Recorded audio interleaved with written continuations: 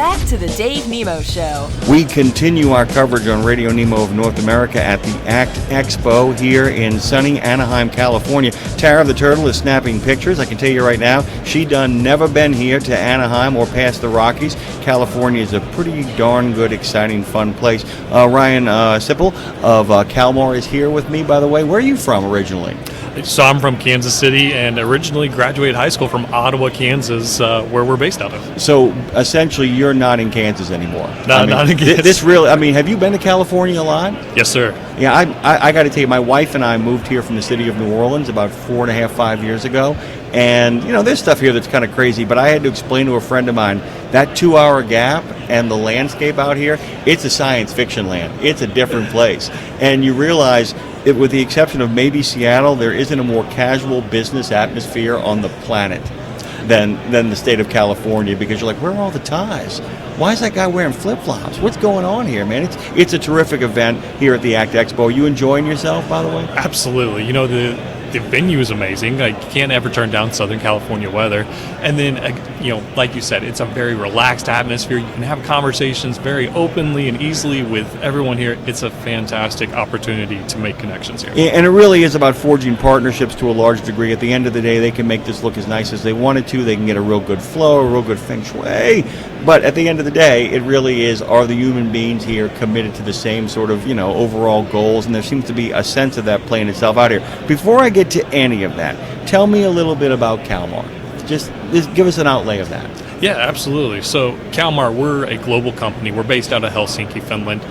The terminal tractors, specifically where I come from, we're based out of Ottawa, Kansas. It's a small town just outside Kansas City. It's the home of the terminal tractor. We originally invented it in 1958, and to this day, we're still the market leader. So just like Elkhorn is the home of the RV, you guys are the home of the terminal tractor? Yes, sir. That's pretty kind of cool. So talk about the fact of, the terminal tractor and its move towards a more sustainable model.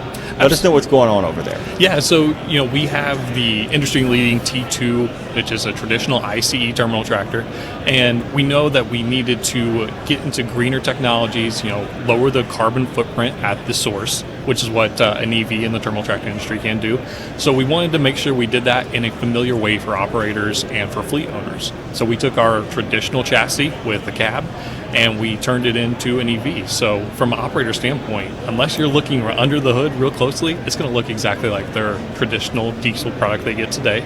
But it's going to be a truck with the technology that they need and with the unit that they know and love. Have you ever heard of, and it's okay if you haven't, the engineer Raymond Lowry? I have not, no. Okay, he's the guy that designed Air Force One, the way it looks, that classic kind of new frontier, sort of John F. Kennedy look, that light blue look. He always said that if you want to deliver anything in regards to new technologies, to wrap it in a package of nostalgia. And if you ever want to deliver anything that kind of returns to a nostalgic place, that you have to wrap it in a package of what's next. It sounds in a lot of ways that you guys have not only figured out what you want to do technologically wise, but how to acclimate your customers and your employees to making this work, because there's a familiarity here that allows you to move forward. Make sense? Absolutely. That was the exact goal. Make it familiar, but new and what customers expect and need. Okay, so that's an interesting thing, too, because when you open that up and you show this to a customer, they're going to say, oh, my God, it's the same stuff. Yes, but here's how it works. So how do you train the people who are training? Okay, you have to train your customers, right? That's important. You have to make them understand what it is you're giving. So how do you train the people who train your customers? What is the strategy at Kalmar to make sure that this is getting communicated, what this accomplishes in the way that you want your customers to accomplish it? Yeah, so we start with our sales staff. We bring them in. We show them, it looks the same, but here's how it's different. These are the batteries. These are the drive motors. These are the small nuanced differences that an operator will experience. So then we start with them. Then we go to our dealer level. Our dealers are the lifeblood of the way we do business. They are out there carrying the message, carrying the product.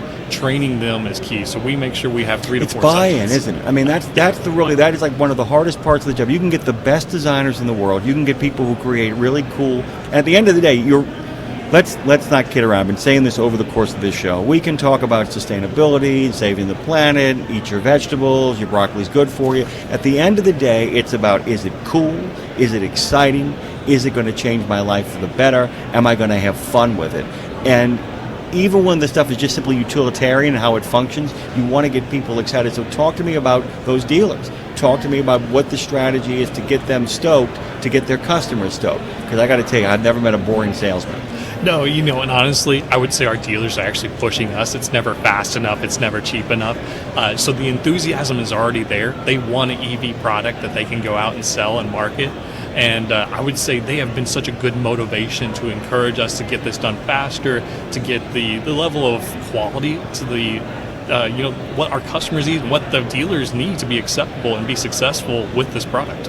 How much do you get a chance to interact with those dealers? I mean, how much do you directly get a chance to get a sense of that? Because one of the things about a conference and about working in the field, everybody's talked about this, that we have to remind ourselves, right now you're doing your job. Right now I'm doing my job. Mm-hmm. But it just feels like two guys having a good time talking, doesn't it? Absolutely. So that's the issue, is the fact that how do you kind of set up people for success that way, to get them to understand they have to talk to their customers, you have to talk to your customers. How are you finding the reactions and interactions between you and the people that you work with? How do you make sure that you maximize those possibilities while not losing the human factor from it? The human factor is the most important factor. We're selling to people at the end of the day. You have to be able to have a relationship. We strongly believe in having strong relationships is what will build good businesses. So we ensure that we work with our dealers every day. We have 5 people across the country. Their whole job is to talk with our dealers every day, and then the dealers take that message onto our end customers. Here's the kicker question. You know it's coming. We talk to a whole lot of truck drivers out there. A whole lot of guys and gals who actually drive trucks, who drive equipment, who move transportation, from rigs to forklifts and all that kind of stuff. At the end of the day, it only matters if the people who actually have to operate this stuff enjoy it, or feel more comfortable, or feel more productive. How do you guys figure out ways to please the people who will be operating this equipment? So when we were testing this, we went to operator feedback first. That was the number one feedback, because if the operators aren't happy, they're not going to drive the trucks. And so we have... if everybody else is thrilled across the board and those guys say, I ain't doing it, no, you're done. I mean, if right. I ain't doing it, you're done. I mean, that's really what it kind of comes down to, right? Absolutely, yeah. So we have feedback from all across the country. We used 7 different operators up till now. And if they don't like one single thing, we'll adjust it. And at the end of the day, if the driver's comfortable, most of everyone else is going to hit their KPIs. We're comfortable that the truck will do what the fleet operators need to. But if the operators are also happy, you get that synergy of both of them together. That's going to be a winning formula. Ryan Sipple of Kalmar is joining us this morning. I wanted to ask you about the ACT Expo itself, where we are in Anaheim here.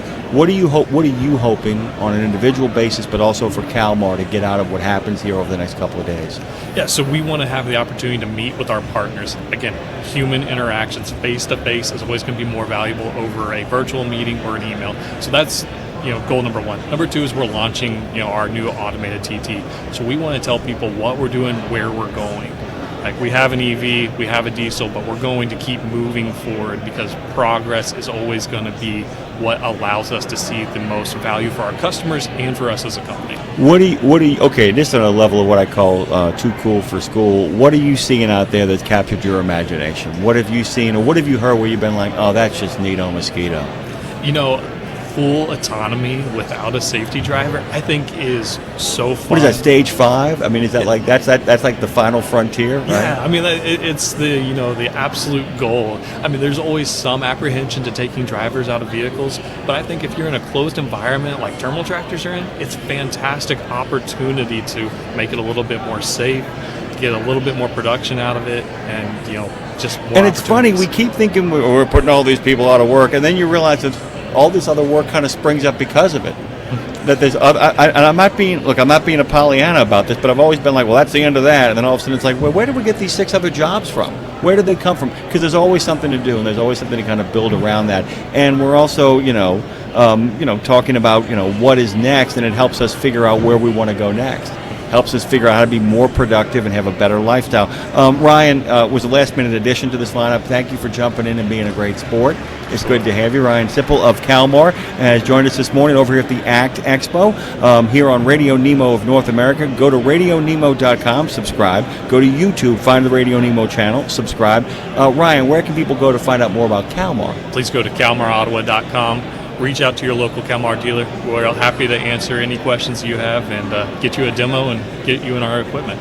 Thank you, sir, and enjoy the rest of the expo. Thank you so much for having me. We'll be right back after these messages. Hold on tight. Don't get thrown to the wolves.